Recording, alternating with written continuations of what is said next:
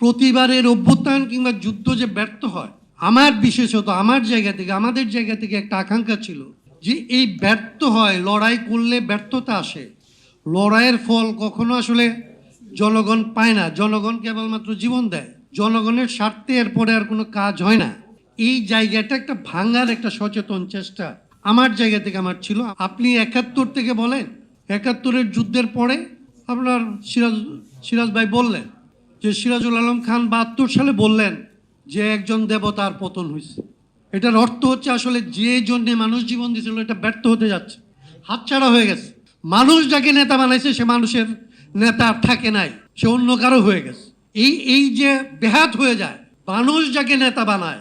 মানুষ নেতা বানানোর জন্য যার পেছনে স্লোগান দেয়, জীবন দেয়, রক্ত দেয়, সন্তান দেয় এবং যে আকাঙ্ক্ষা থেকে দেয়, তারপরে যে আসলে এই মানুষদের বানানোর পরে এই মানুষটার আমাদের থাকে না, এরা যে দেবতা থেকে দানবে পরিণত হয়, এই যে দানব প্রক্রিয়া বানানোর প্রক্রিয়া, এবং এই যে দানবেরা দানবেই থাকে, আমরা এক দানবের কাছ থেকে যে আরব দানবের কাছে আমাদের আসলে সমস্ত আত্মত্যাগ নিয়ে এদেরকে জমা দিয়ে আসি,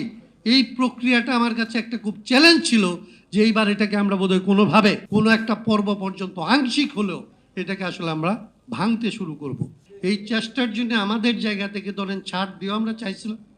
যত ন্যূনতমই হোক দুইটা জিনিস আমাদের অর্জন করার ছিল। একটা হচ্ছে যে আমরা কি অর্জন করছি,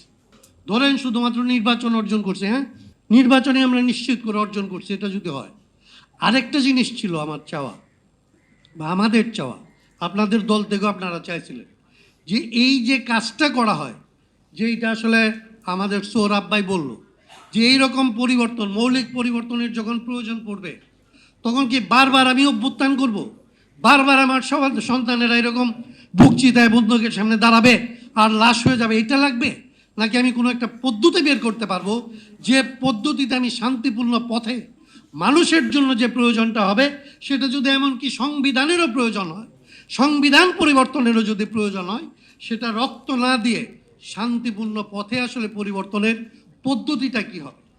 সেই পদ্ধতি হিসেবে আমরা আসলে প্রস্তাব করছিলাম যে সংবিধান সংস্কারের জন্যে সংবিধান সংস্কার পরিষদের নির্বাচন, এই সংস্কার পরিষদের নির্বাচন এবং এই সংস্কার পরিষদ যদি আমরা বানাইতে পারি, তাহলে ভবিষ্যতের যে রক্তপাত, ভবিষ্যতে যখনই আসলে পরিবর্তনের প্রয়োজন হয় তখন যেন আসলে আমরা জীবন না দিয়ে আমাদের দাবির পক্ষে নির্বাচিত করে এনে